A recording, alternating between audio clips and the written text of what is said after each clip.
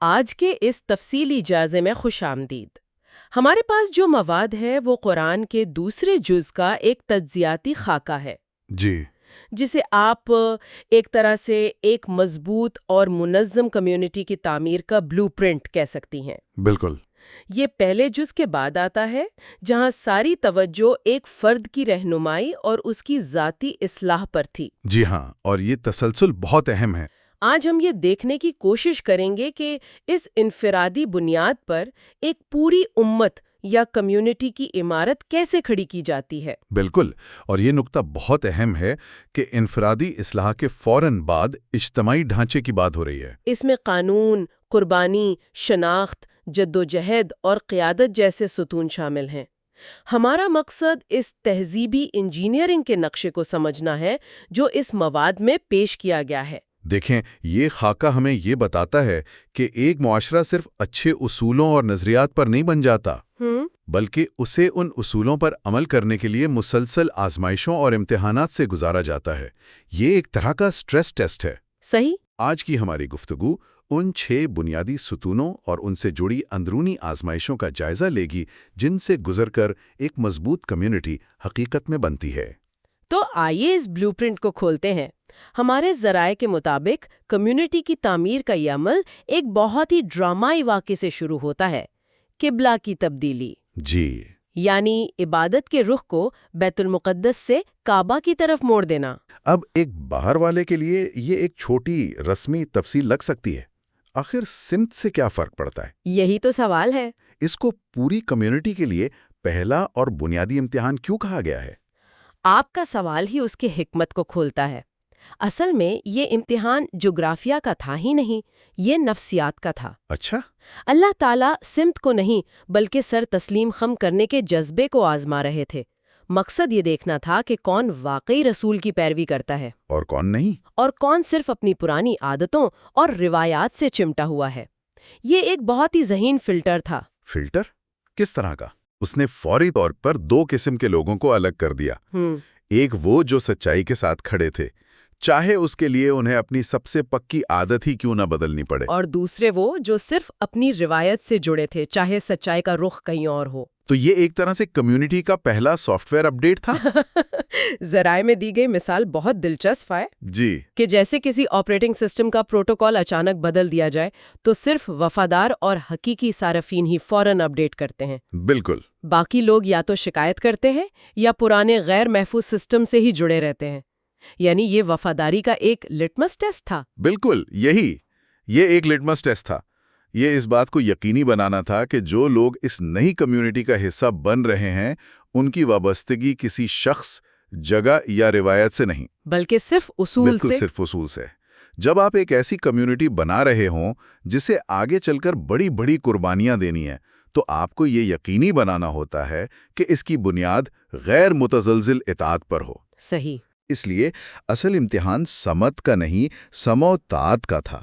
ٹھیک ہے، تو قبلہ کی تبدیلی ایک واضح حکم کی پیروی کا امتحان تھا، لیکن زندگی میں تو ایسی آزمائشیں بھی آتی ہیں جو کسی حکم کی شکل میں نہیں ہوتی، جی بالکل، بلکہ ان مصیبتوں اور مشکلات کی صورت میں ہم پر پڑتی ہیں۔ یہ بلو پرنٹ ایک کمیونٹی کو اس دباؤ کے لیے کیسے تیار کرتا ہے جو شاید کسی حکم کو ماننے سے بھی زیادہ مشکل ہوتا ہے۔ یہ اگلا قدم ہے۔ اطاعت کے بعد صبر کا امتحان آتا ہے، اور یہاں مواد میں ایک بہت ہی طاقتور فریم ورک دیا گیا ہے۔ وہ کیا ہے؟ ایک جملہ ہے، تکلیف یقینی ہے، گھبراہٹ اختیاری ہے۔ واہ! یعنی زندگی میں مشکلیں تو آئیں گی ہی، یہ طے ہے، لیکن ان پر ہمارا ذہنی اور جذباتی رد عمل ہمارے اختیار میں ہے۔ اور اس سے نمٹنے کا طریقہ؟ اس کا فارمولا 2 چیزوں میں دیا گیا ہے، صبر اور صلات۔ یہ بہت گہری بات ہے۔ یعنی یہ صرف یہ نہیں کہہ رہا کہ مضبوط رہو، یہ ایک عملی ٹول کٹ دے رہا ہے۔ جی ہاں، لیکن یہ المیے یا سانحے کے معنی کو کیسے بدلتا ہے؟ کیونکہ عام طور پر تو نقصان صرف نقصان ہوتا ہے، اس میں کوئی مثبت پہلو دیکھنا بہت مشکل ہوتا ہے۔ یہی اس فریم ورک کی خوبصورتی ہے۔ یہ آپ کے ذہن میں سانحے کی تعریفی بدل دیتا ہے۔ یہ ایک طرح کی کوگنیٹو ری فریمنگ ہے۔ اچھا، کیسے؟ مثلاً کسی بھی قسم کے مالی یا جانی نقصان کو گناہوں سے پاکیزی کا ذریعہ کہا گیا ہے۔ یعنی آپ کا نقصان ضائع نہیں گیا، اس نے آپ کو روحانی طور پر صاف کر دیا۔ کسی بھی مشکل کو روحانی بلندی کا زینہ قرار دیا گیا ہے، یعنی یہ آپ کو نیچے نہیں گرا رہی بلکہ اوپر اٹھا رہی ہے۔ صحیح۔ اور سب سے بڑی حقیقت، موت کو اختتام نہیں بلکہ اللہ کی طرف واپسی کہا گیا ہے۔ تو یہ نظریہ ہی بدل دیتا ہے۔ بالکل، یہ سوچ انسان میں ایک غیر معمولی نفسیاتی مضبوطی اور لچک پیدا کرتی ہے تاکہ وہ حالات کے دباؤ میں بکھرنے کے بجائے نکھر جائے۔ تو یہ ایک طرح کا ذہنی دفاعی نظام ہے جو بحران کے وقت آپ کو مایوسی سے بچاتا ہے۔ آپ خود کو بتاتے ہیں کہ یہ بے معنی نہیں ہے، اس کا ایک مقصد ہے۔ جی، بجائے یہ سوچنے کے کہ میرے ساتھ ہی ایسا کیوں ہوا، آپ یہ سوچتے ہیں کہ اس کے ذریعے مجھ سے کیا مطلوب ہے۔ بالکل، یہ آپ کو متاثرہ یعنی وکٹم کی ذہنیت سے نکال کر ایک بامقصد کردار کی ذہنیت میں لے آتا ہے۔ اور یہی مضبوطی پھر روزمرہ کے فیصلوں میں نظر آتی ہوگی۔ بالکل، اور یہی اندرونی مضبوطی پھر روزمرہ کے فیصلوں میں ظاہر ہوتی ہے، جو ہمیں اگلے ستون کی طرف لے جاتی ہے، یعنی ذاتی دیانتداری، خاص طور پر ان چیزوں میں جنہیں ہم استعمال کرتے ہیں۔ مجھے یہ حصہ واقعی دلچسپ لگتا ہے، کیونکہ عام طور پر لوگ خوراک اور ایمان کو دو بالکل الگ الگ کھانوں میں رکھتے ہیں۔ جی، ایسا ہی ہے۔ لیکن یہاں ذرائع انہیں براہ راست چھوڑ رہے ہیں۔ یہ کیسے ممکن ہے کہ جو ہم کھاتے ہیں اس کا اثر ہماری روحانیت پر ہو؟ یہ ایک بہت اہم اصول کی طرف اشارہ ہے کہ جسم اور روح الگ الگ نہیں ہے۔ پیٹ پر نہیں بلکہ اس کے دل پر بھی پڑتا ہے۔ اور یہ صرف کھانے کی بات نہیں ہے۔ نہیں، بالکل نہیں۔ یہ اصول صرف کھانے تک محدود نہیں ہے، یہ زندگی کے ہر معاملے پر لاگو ہوتا ہے۔ ہم جو معلومات استعمال کر رہے ہیں، جو تفریح حاصل کر رہے ہیں، جو دولت کما رہے ہیں، کیا وہ پاکیزہ ہیں؟ کیا وہ پاکیزہ اور جائز ذرائع سے ہیں؟ تو ذرائع میں دی گئی ہائیڈروپونکس یا جانوروں کی فیڈ کی مثال، اس کا مقصد ٹیکنالوجی پر تنقید نہیں ہے، نہیں، ہرگز نہیں۔ بلکہ اس ذہنیت پر توجہ دلانا ہے جو صرف پیداوار بڑھانے پر لگی رہتی ہے، چاہے اس کے لیے اصولوں سے سمجھوتا کرنا پڑے۔ یعنی پوری سپلائی چین کا پاک ہونا ضروری ہے۔ جی ہاں، یہ ایک جامع نظریہ ہے۔ یہ کہتا ہے کہ ایک مومن صرف صارف نہیں ہوتا، وہ اپنے ہر استعمال کے لیے جواب دہ ہوتا ہے۔ اور یہی دیانتداری معاشرے کو بچاتی ہے۔ بالکل، یہ دیانتداری کی وہ سطح ہے جو معاشرے کو اندر سے کھوکھلا ہونے سے بچاتی ہے، کیونکہ جب لوگ چھوٹی چھوٹی بے ایمانیوں کو معمول بنا لیتے ہیں تو پھر بڑے پیمانے پر کرپشن اور ناانصافی کی بنیاد پڑ جاتی ہے۔ تو ہم نے اب تک انفرادی نظم و ضبط کی بات کی ہے، حکم ماننا، صبر کرنا اور اپنی روزمرہ زندگی میں دیانتداری برتنا۔ اب یہ بلو پرنٹ اس انفرادی نظم و ضبط کو پورے معاشرے کے لیے قوانین اور سماجی ڈھانچے میں کیسے تبدیل کرتا ہے؟ جی، اب ہم اصل تہذیبی انجینئرنگ والے حصے کی طرف آ رہے ہیں نا؟ بالکل۔ اب ہم انفرادی اخلاقیات سے اجتماعی قوانین کی طرف بڑھ رہے ہیں۔ یہاں 3 بڑے ستون قائم کیے گئے ہیں: قصاص، روزہ اور نکاح۔ اور یہ تینوں مل کر معاشرے کی حفاظت کا ایک مکمل نظام بناتے ہیں۔ آئیے قصاص سے شروع کرتے ہیں۔ آج کل کے دور میں آنکھ کے بدلے آنکھ کا اصول بہت سے لوگوں کو سخت اور انتقامی لگتا ہے۔ یہ ایک عام تاثر ہے۔ ذرائع اسے انصاف اور زندگی کے تحفظ کا ذریعہ کیسے قرار دیتے ہیں، نہ کہ صرف بدلے کا؟ دیکھیں، یہ ایک عام غلط فہمی ہے۔ قصاص کا مقصد انتقام کو بھڑکانا نہیں بلکہ اسے قانون کے دائرے میں لانا ہے۔ اچھا۔ جب ریاست انصاف فراہم کرتی ہے تو ذاتی انتقام اور خاندانی دشمنیوں کا سلسلہ رک جاتا ہے۔ اس کا اصل پیغام یہ ہے کہ انسانی جان کی حرمت اتنی زیادہ ہے کہ اسے لینے والے کو ویسی ہی قیمت چکانی پڑے گی۔ تو یہ ایک رکاوٹ ہے۔ یہ ایک بہت بڑا ڈیٹرنٹ یا رکاوٹ ہے۔ لیکن اس ڈیزائن کی خوبصورتی یہ ہے کہ اسی قانون کے اندر معافی اور دیت یعنی خون بہا کی گنجائش بھی رکھی گئی ہے۔ یعنی یہ صرف سختی نہیں ہے۔ تو یہ صرف سخت قانون نہیں ہے، یہ رحمت اور انصاف کا ایک متوازن نظام ہے۔ تو ایک طرف سخت سزا کا خوف ہے تاکہ کوئی جرم نہ کرے، اور دوسری طرف معافی کا دروازہ کھلا ہے تاکہ معاشرے میں صلح اور رحم کی فضا قائم رہے۔ جی بالکل۔ اور پھر روزہ اور شادی کا ادارہ، یہ اس نظام میں کیسے فٹ ہوتے ہیں؟ یہ تو بہت ذاتی معاملات لگتے ہیں۔ یہی تو اس ڈیزائن کی گہرائی ہے۔ قصاص معاشرے کی بیرونی حفاظت کرتا ہے، یعنی جسم اور جان کی، اور روزہ انسان کی اندرونی حفاظت کرتا ہے، یعنی اس کی روح اور خواہشات کی۔ یہ آپ کو نظم و ضبط سکھاتا ہے، آپ کو اپنی جبلتوں پر قابو پانا سکھاتا ہے۔ یعنی جو اپنی بھوک پر قابو پا سکتا ہے وہ اپنے غصے اور دیگر منفی جذبات پر بھی قابو پانے کے قابل ہو جاتا ہے۔ اور پھر شادی کا ادارہ ہے جو معاشرے کی بنیادی اکائی یعنی خاندان کی حفاظت کرتا ہے۔ تو یہ ایک مربوط نظام ہے۔ جی، جان کی حفاظت، روح کی حفاظت اور خاندان کی حفاظت، یہ تینوں مل کر ایک مستحکم معاشرے کی بنیاد بنتے ہیں۔ یہ واقعی ایک مکمل نظام لگتا ہے۔ اس کے بعد ذرائع ایک بہت ہی طاقتور اور شاعرانہ سوال اٹھاتے ہیں جو مجھے ہمیشہ سوچنے پر مجبور کرتا ہے۔ جی، سوال ہے، کون ہے جو اللہ کو اچھا قرض دے؟ یہ ستارہ بہت عجیب ہے۔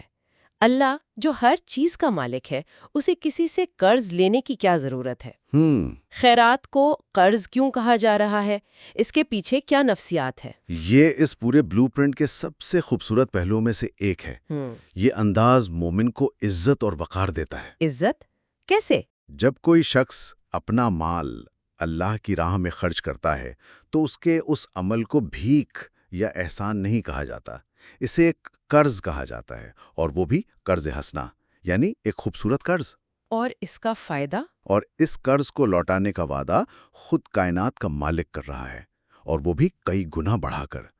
یہ دینے والے اور لینے والے کے درمیان کے تعلق کو مکمل طور پر بدل دیتا ہے۔ تو یہ طاقت کے توازن کو بدل رہا ہے۔ دینے والا خود کو برتر محسوس نہیں کرتا، بالکل، بلکہ وہ خود کو ایک سرمایہ کار کے طور پر دیکھتا ہے جسے ایک بہترین موقع فراہم کیا گیا ہے۔ جی، یہ عمل اس کے بھروسے اور اعتماد کا ثبوت بن جاتا ہے کہ وہ اس نظام پر یقین رکھتا ہے جہاں اس کا دیا ہوا کبھی ضائع نہیں ہوگا۔ یعنی یہ ایمان کا عملی امتحان ہے۔ بالکل، یہ آپ کے ایمان کا عملی امتحان ہے۔ کیا آپ فوری فائدے کے بجائے ایک وعدہ شدہ غیبی فائدے پر یقین رکھتے ہیں؟ کیا آپ یہ مانتے ہیں کہ آپ کا مال حقیقت میں آپ کا نہیں بلکہ اللہ کی امانت ہے؟ جب آپ قرض دیتے ہیں تو آپ ان سب سوالوں کا جواب ہاں میں دے رہے ہوتے ہیں۔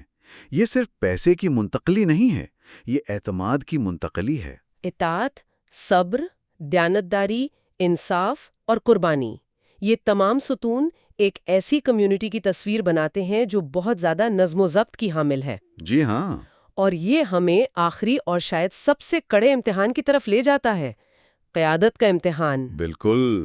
ذرائع میں طالوت اور جالوت کی مشہور کہانی کا حوالہ دیا گیا ہے جو اس نظم و ضبط کا حتمی ٹیسٹ لگتا ہے۔ جی ہاں، یہ کہانی ان تمام اصولوں کا عملی مظاہرہ ہے۔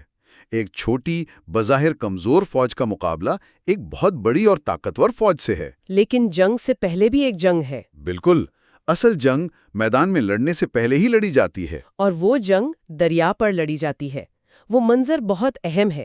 پیاسے سپاہیوں سے کہا جاتا ہے کہ دریا سے صرف ایک چلو پانی پینا ہے۔ جی، یہ نافرمانی کرنا کتنا آسان ہوگا، خاص طور پر جب کوئی دیکھ نہ رہا ہو، لیکن اکثریت اسی امتحان میں ناکام ہو جاتی ہے۔ یہ چھوٹا سا امتحان اتنا فیصلہ کن کیوں ہے؟ کیونکہ یہ خود پر قابو پانے کا حتمی فلٹر ہے۔ مطلب؟ جو سپاہی شدید پیاس میں اپنی خواہش پر قابو نہیں پا سکتا، وہ جنگ کے خوف اور دباؤ میں اپنے اعصاب پر کیسے قابو پائے گا؟ صحیح۔ طالوت کو ایسے سپاہی نہیں چاہیے تھے جو صرف طاقتور ہوں، اسے ایسے سپاہی چاہیے تھے جو نظم و ضبط کے پابند ہوں۔ تو فتح کا انحصار تعداد پر نہیں ہے؟ بالکل نہیں۔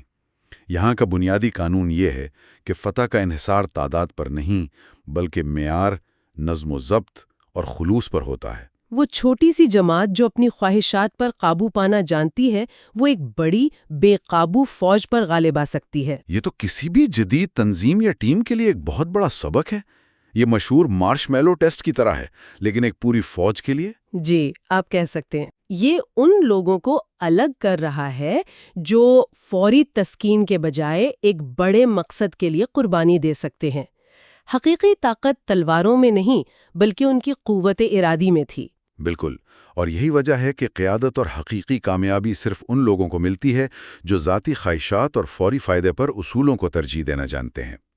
یہ آخری امتحان اس بات کو یقینی بناتا ہے کہ کمیونٹی کی باغ ڈور سب سے بہترین لوگوں کے ہاتھ میں ہو۔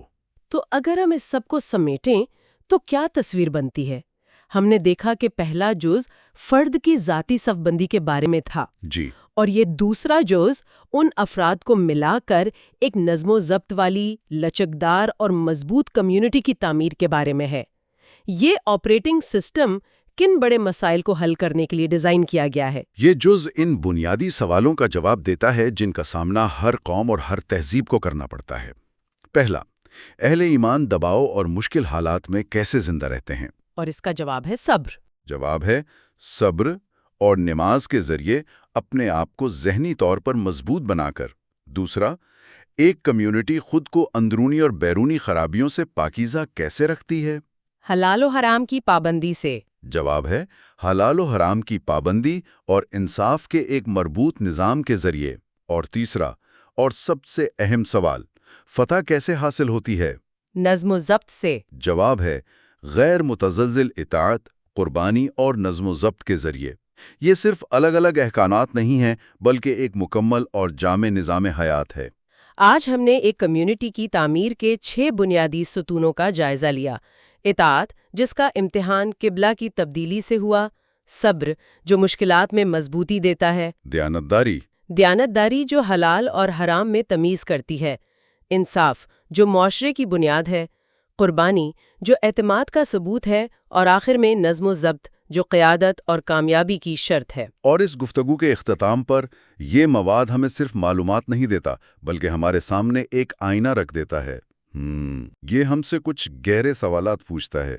مثلاً اگر آج ہماری زندگی میں کوئی ایسی تبدیلی آئے جو ہماری عادتوں اور سکون کے خلاف ہو، تو کیا ہم فوراً اصول کی پیروی کریں گے یا اپنی روایتوں سے چمٹے رہیں گے؟ یہ ایک بڑا سوال ہے۔ جب ہم اپنی زندگی میں خواہشات کے دریا کے پاس کھڑے ہوتے ہیں تو کیا ہم میں اتنا نظم و ضبط ہے کہ صرف ایک چلو پر اکتفا کریں؟ اور کیا ہم قربانی دینے کو تیار ہیں؟ اور کیا ہم اس وقت بھی اللہ کی راہ میں قرض دیتے ہیں جب دینا مشکل محسوس ہو، جب ہمیں خود اس مال کی ضرورت ہو؟ یہ وہ سوالات ہیں جو صرف ایک فرد کے لیے نہیں بلکہ ایک پورے معاشرے کے کردار اور اس کے مستقبل کا تعین کرتے ہیں۔